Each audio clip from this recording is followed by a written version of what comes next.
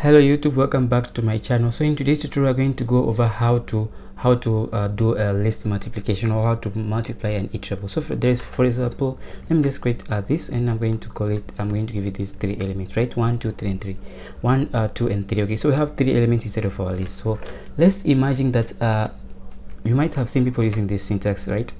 Maybe you have come across it. So if I multiply by 1, it returns to me the same list. So I think by now you have an idea, right? So if I multiply by 2, what do you think the output is going to be?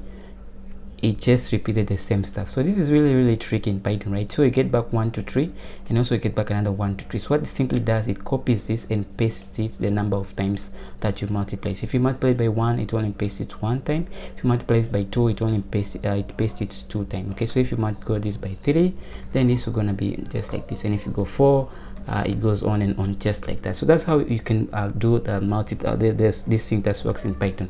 It also works with other data types. So I'm going to create a tuple of this element, and I'm going to multiply this tuple by 2. So you can see it also works with tuples, right? Tuples or tuples, whatever you call it. It also works with them.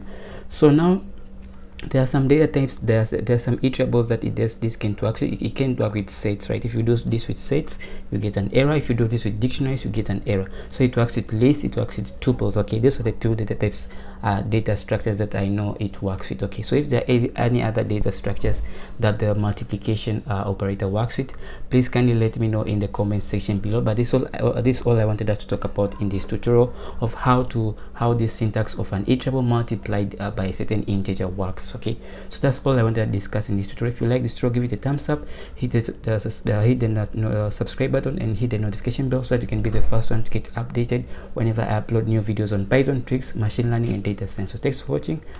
See you in the next one. Keep safe.